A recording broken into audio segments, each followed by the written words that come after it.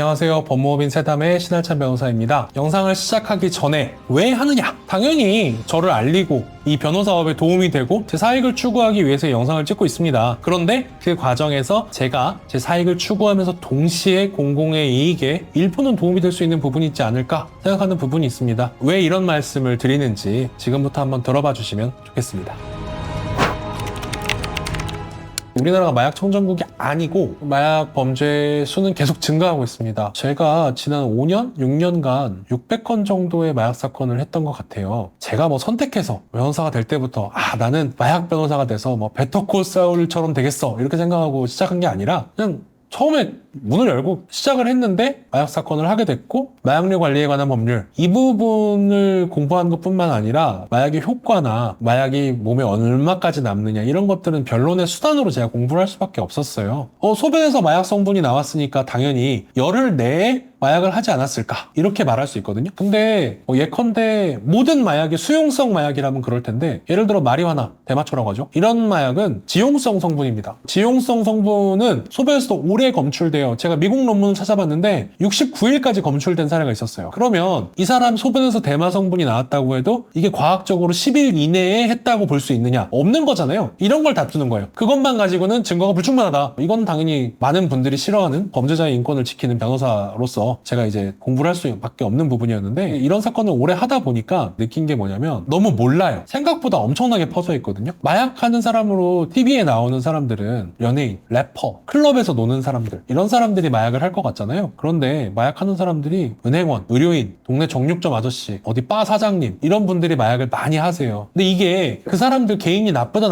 할 수도 있는 건데 과연 그렇게만 볼 수 있는가? 그리고 이렇게 마약이 퍼졌는데 마약에 대해서 전혀 모르기 때문에 대비를 할 수가 없습니다. 본인이 이제 마약을 해서 내가 문제가 됐다 이걸 해결해달라 하시는 분들도 있지만 갑자기 집에 문을 뚫고 경찰관들이 들어오더니 우리 아들, 우리 딸을 잡아갔어요. 어떻게 해야 돼요? 하시는 분이 더 많으세요. 저 사람은 진짜 마약을 하는 게 아닌가? 라는 의심을 할 수 있는 여러 가지 징조들이 있거든요. 그런데 일반인들은 잘 모르시잖아요. 쇼츠 영상엔 되게 많이 나오는데 비가역적이라는 표현을 많이 씁니다. 도파민 보상체계에서의 손상을 다시 원래대로 못 돌린다는 거예요. 그러니까 접촉된 시기가 길면 길수록 못 끊는 거예요. 담배로 얘기를 들어볼게요. 피우시는 분들이 어떤 방식으로 이제 담배를 접하게 되는지는 여러 가지가 있겠습니다만 보통은 이제 몇십 개비 정도를 피우면 니코틴 의존성이 생긴다고 하는데요. 거의 유사해요. 마약을 처음 접했다고 해서 무조건 중독자가 되는 건 아닐 수도 있어요. 그리고 그 첫 마약 경험이 매우 자신한테 나쁜 경험으로 남는 경우에는 다시 접하고 싶지 않아 하는 사람들도 계세요. 그런데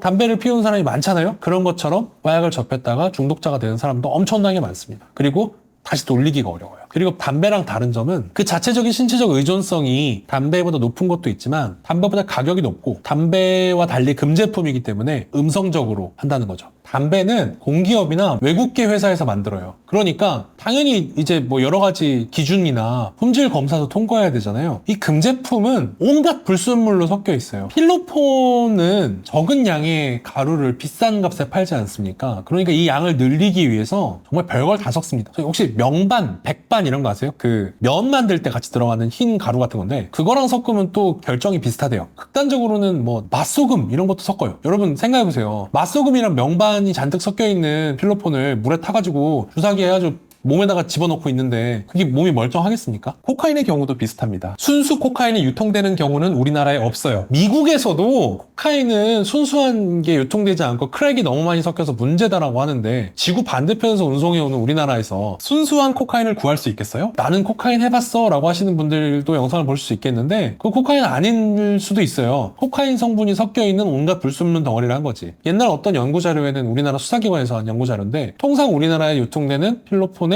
순도가 70%다. 그런 불순물 덩어리를 집어넣고 있는 거죠. 그렇게 해서 몸은 더 망가지고요. 마약을 오래 하신 분들은 대부분 5, 60대에 신장질환, 간질환을 앓고 계세요. 그런 불순물 덩어리를 정화하느라 얼마나 그 간과 신장에 무리가 갔겠습니까? 이런 문제들을 알고 이들을 빨리 마약으로부터 떨어뜨리고 치료를 하고 이런 게 필요한데 일단 좀 알아야 하지 않겠습니까? 그래서 그런 것들도 좀 공론화할 수 있으면 좋겠다라는 생각이 들었고요. 또 이제 제가 마약 사건을 하면서 이걸 좀 알려야겠다라고 느꼈던 부분이 우리나라의 신흥으로 등장하는 마약 판매 조직이 다 젊어요. 젊다기보다는 어리다에 가까워요. 저보다 한참 어린 친구들이 마약을 팔아요. 얘네들이 왜 그러냐? 어디라고 말씀드리기는 힘들지만 우리나라의 어떤 지역에서는 신분의 이동이 굉장히 제한되고 있습니다. 계층 이동의 사다리가 끊긴 것뿐만 아니라 일부는 개토화되기까지 이르렀어요. 그러면 그런 곳에서는 대기업에 들어가서 뭐 급여를 받고 안정적으로 산다든지, 내가 뭐 개발자가 돼서 스타트업에 들어갔다, 아니면 뭐 전문직이 됐다, 이런 사람들이 성공 모델이 아니에요. 나보다 5살 많은 형이 있는데 그 형이 페라리를 끌고 왔어. 야, 진짜 개쩐다. 저 형 뭐 했대? 한 서너 가지 안으로 들어올 수 있습니다. 저 형이 보이스피싱에서 돈 벌었대. 토사장이래. 아니면 마약 팔았대. 약장사래. 성매매 알선 사이트를 운영한대. 아니면 그런 불법 하는 사람들한테 서버를 제공했대. 그런 사람들이 뭔가 우상화되는 거예요. 불법해서 성공한 형. 나도 저렇게 돼야지? 어떻게 하지? 저 형 밑에서 일해볼까? 도박 사이트 운영하는 형 밑으로 가면은 도박 홍보하는 총판 들어가서 일하는 거고, 마약 팔아서 잘 사는 형 밑으로 들어가면은 하부 조직원이 되는 거예요. 마약 배달해. 야, 이거 내가 마약 갖고 왔는데 소분해. 너 내가 지금 태국 여행 끊어놨으니까 갔다 오면서 몸에다 차고 들어와. 그럼 얼마 줄게. 얼마 줄게. 얼마 줄게. 그러다가 잡히고 나면 알고 보니 그 형이 대빵도 아니야. 대빵은 또 누군가 또 있고. 이런 식으로 그 지역 또래 집단에서 근거를 해서 다 막 중고등학교 선후배끼리 범죄를 저지르고 하는 경우가 되게 늘어났어요. 뭐 어떤 특정 뭐 중학교 같은 반이었던 친구 중에 지금 6명이 구속돼 있는데 다 같이 공범이었대요. 뭐 이런 일들이 빈발하고 있거든요. 공론화될 필요가 있어요. 아, 물론 뭐 속으로는 사실 너 지금 그렇게 얘기하고 있지만 이거 찍어서 손님 많이 오고 너 마약 잘하는 변호사인 것처럼 알려서 돈 벌려고 하는 거잖아. 맞지? 뭐 당연히 그런 의도도 있지요. 저는 마약 사건 경험이 많고 어떤 사건 어떻게 풀어가는지에 대해서 경험이 많기 때문에 이런 것들을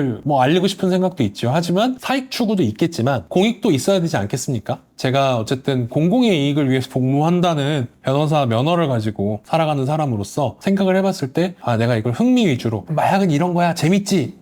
도파민이 막 터지지? 이렇게 하는 게 아니라 이 마약 문제가 심각하고 그 문제가 단순히 그냥 약물이 많이 퍼졌다, 세상이 잘못됐다, 이게 아니라 지금 왜 이런 문제가 발생을 하고 있고 이 문제는 이렇게 확산되고 있으며 이거는 이런 사회 문제랑 연관돼 있다라는 얘기를 공론화할 수 있는 부분이라고 생각을 합니다. 모든 변호사가 각자의 분야에 전문성이 있는 분야가 있을 겁니다. 그러면은 당신은 뭐가 전문가냐? 저는 형사사건을 위주로 하는 형사사건, 형사 절차의 전문가이기도 합니다만 불법이라고 하는 이 분야에서 어느 정도 다른 사람들보다는 경험이 좀 많지 않은가 라고 생각을 하고 있습니다. 여기서 불법이 뭐냐면 법에 위반한 행위를 통칭하는 사전적 의미가 아니라 요즘 입말로 법적으로 처벌받을 만한 일로 하는 사업적 행위를 말하는 겁니다. 지금은 가장 심각한, 그러니까 회복하기 어려운 손해를 우리 사회에 입히고 있는 분야에 대해서 말씀을 먼저 드리고 있지만, 나중에는 이제 제가 불법에 대해서 전반적으로 다루고 이 불법이라는 게 결국 사회 문제다, 계층 고착화의 문제다라는 부분을 좀 더 말씀을 드리고 싶은 부분이 많이 있습니다. 그런 목적으로 영상을 찍는다고 밝혀드리려고 합니다. 많은 분들이 이제 댓글에 잘 마약 모르면서 얘기하는 거 아니야? 라고 하지만 아마 개별 변호사로서 마약 사건의 개수만 따졌을 때 저보다 많이 해본 분이 뭐 있을 수도 있겠지만 제가 알기로 통계상으로는 그러기 어려울 수도 있을 것 같고, 그리고 유의미한 판결도 많이 이끌어냈었고 수사 관행이 변경을 이끌어낸 부분들도 있고 이 분야에서는 꽤 많이 오랫동안 활동을 했다고 자부를 합니다. 그렇기 때문에 꼭 법적 절차, 법리에 대한 얘기에만 국한된 게 아니라 아직 사회에 잘 알려지지 않은 불법, 그 자체에 대한 부분들을 유튜브가 그리고 법이 허용하는 한도 내에서 앞으로 영상에 좀 담아보도록 하겠습니다. 네, 감사합니다.